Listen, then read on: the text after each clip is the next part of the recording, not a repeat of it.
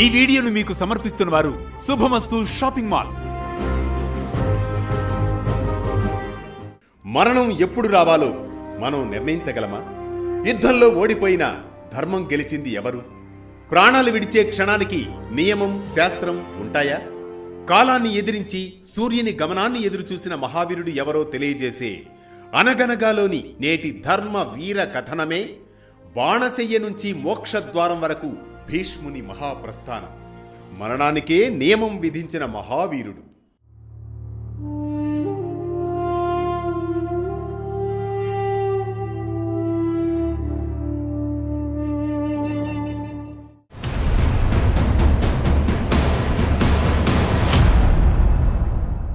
అనగనగా అది ద్వాపరయుగం. కురుక్షేత్ర యుద్ధం ముగిసింది. రథాల చక్రాల మోత ఆగిపోయింది. కానీ యుద్ధపు వేదన ఇంకా నేలపై మిగిలే ఉంది. యుద్ధరంగం మధ్యలో బాణాలతో కూల్చబడిన ఓ శరీరం. అదే భీష్మ పితామహుడు. బాణాలే అతని మంచం, ఆకాశమే అతని పైకప్పు. ఆ సమయంలో అర్జునుడు కన్నీళ్లతో, పితామహ, మీపై బాణాలు వదలాల్సి వచ్చిన ఈ చేతులు నన్ను క్షమిస్తాయా? అర్జున, నువ్వు ధర్మానికి బాణం వేశావు. అది నేరం కాదు, నీ కర్తవ్యం. ఆ సమయంలో దాహంతో భీష్ముని గొంతు ఎండిపోతోంది. ఆర్తిగా, నాయన అర్జున, నాకు జలమివ్వు నాయన.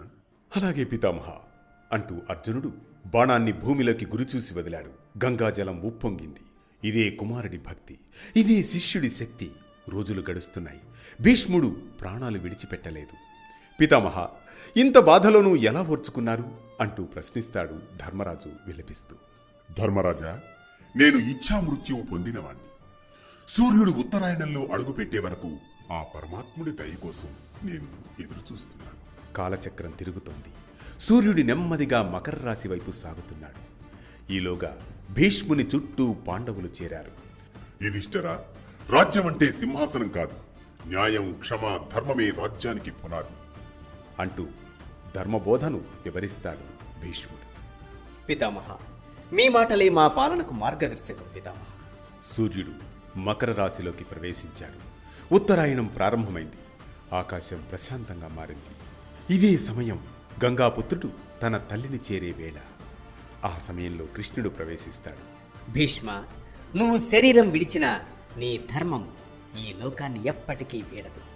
వాసుదేవ, నీ సాక్షిగా ధర్మాన్ని పాటించాను.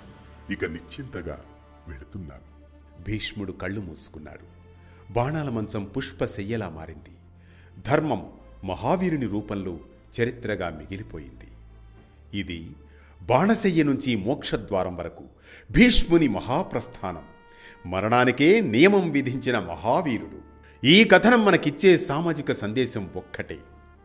జీవితం ఎంత కాలం అనేది కాదు, ఎంత ధర్మబద్ధంగా ఉండాలి అనేదే ముఖ్యం. బాధలో ఉన్నా, అపజయంలో ఉన్నా సిద్ధాంతాలను వదలని వ్యక్తే నిజమైన మహావీరుడని. ఈరోజు మనం కూడా నిర్ణయాలు తీసుకునేటప్పుడు సౌకర్యం కోసం కాక సత్యాన్ని ఎంచుకుంటే అదే భీష్మునికి ఇచ్చే నిజమైన నివాళి అని. ధర్మం కోసం ఎదురు చూడగల ఓర్పు ఉంటే కాలమే మన పక్షాన నిలుస్తుందని. ప్రతినిత్యం ఓ పురాణ కథనం, సూటిగా, స్ఫూర్తిమంతంగా, సామాజిక సందేశంగా. ధర్మం చెప్పే కథల సవ్వడి, జ్ఞానం చెలరేగే కథన బరవడి. అనగనగా అంటూ మళ్లీ రేపు పలకరిస్తుంది ఆరుబయట వెన్నెల్లో జోకొట్టే కథల్లా వేటు న్యూస్.